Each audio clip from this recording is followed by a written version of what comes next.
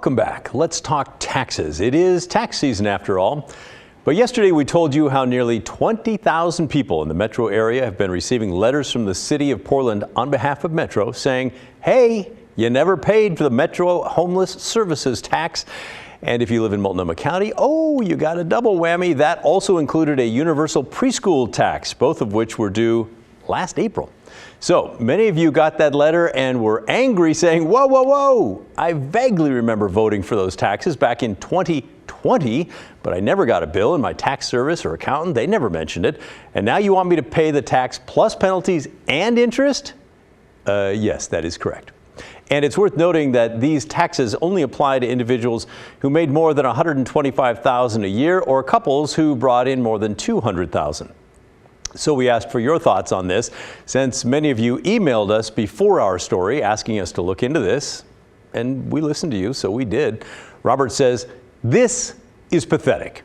If you want to collect a tax, send the taxpayer an invoice. And how about this from Scott, who received one of these letters with fees taxed on? My blood started to boil when your segment began. I voted for these taxes and agree the implementation has been absolutely pathetic. When I called the city and expressed that I had not received any prior notice before the letter charging thousands of dollars of interest and taxes, I was told the ballot had passed and that was my notice. Idiots. Idiots. I'm leaving Portland. My beloved city is officially dead. R.I.P. The city is run so terribly that this tax that nobody even knew about, my accountant actually was on top of it and paid what he thought, but we had an extension as long as it could be, and our company made more money last year, and my taxes were a lot higher, and I got assessed an $8,000 penalty with information that we didn't know about until later. Then we paid, but we paid something. We paid what we thought, and it's disgraceful. It's absolutely disgraceful. And if you're in this group, I hope hearing this lets you know you're not alone.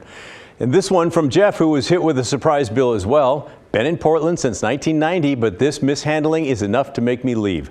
I'm certainly never voting for another tax. Can't trust them to set it up right or use the funds. Both Metro and Multnomah County said they tried to alert taxpayers by reaching out to employers, accountants, even tax prep operations. Even the popular tax preparation software TurboTax, though, didn't warn taxpayers who were likely to owe. Both governments said they had a tight timeline to set this up and begin collecting the new taxes, which again only apply to those higher income earners.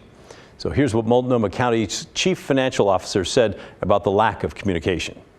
We contemplated sending out communications to all residents of Multnomah County, but didn't want to create confusion for those that did not owe the tax. But at least one viewer named Gina heard that explanation and said to herself, oh, give me a break. I'm calling regarding the taxes assessed that people didn't know about. First of all, I need someone to tell the city of Portland that they are residing in Multnomah County.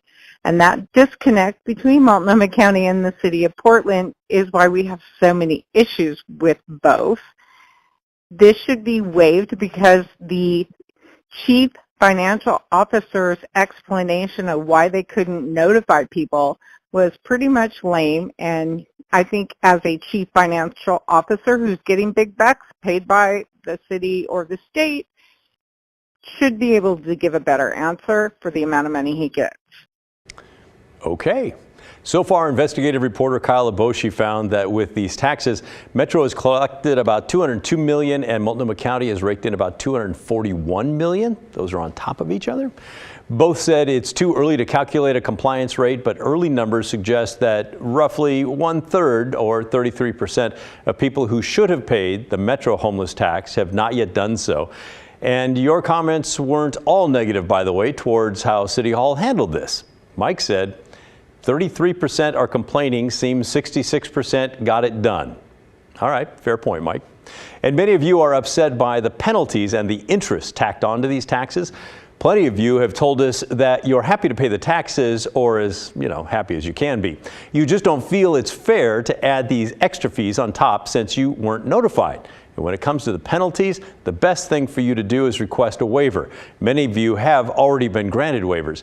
And the way that works is you'll have to pay up front, then assuming the penalty is waived, you will be reimbursed. Thanks to your team for reporting on the tax, the preschool and homeless tax, which took many of us, including myself, by surprise. And we're wondering if there's any opportunity for a reset on any interest that may have accrued because of unclear guidelines on how that tax is to be paid.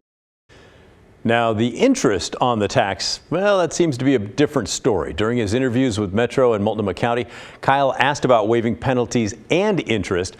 We're going to play you a raw clip of those interviews so that you can hear their answers yourself. We'll start with Metro. But why not, at least for the first 2 years, waive that penalty and interest, knowing that it takes some time to get a program like this up and running and to raise awareness to the level that you've got a higher compliance rate? Why not just say for the first 2 years, we'll let it slide? That's a great question. I think there's a lot of things that we need to be looking into, whether that's allowable under state law, whether we can retroactively do that. We don't know that yet. But the important thing here is making sure that people pay their fair share. And here's Kyle's interaction with Multnomah County's Chief Financial Officer. And again, the people that we've talked to were supportive of these measures and pay taxes. They're not against paying taxes. They're certainly not trying to dodge taxes here. It's just a lack of awareness. So why not in the first year or two just waive penalties and interest? I think with income taxes, in the county, I think back in 2003 had the iTax as an experience, but even at the state level, the federal level, if you waive interest and penalties, your ability to fully collect on those taxes becomes almost impossible. It's extremely difficult to do because there's no incentive to pay your taxes. And so we don't want to make that blanket removal or waiving of penalties and interest. Like I said, penalties we're being lenient in the first year, but I think to do both doesn't make a whole lot of sense because we still have an obligation to the voters that pass these initiatives to collect the taxes on those to create tax fairness.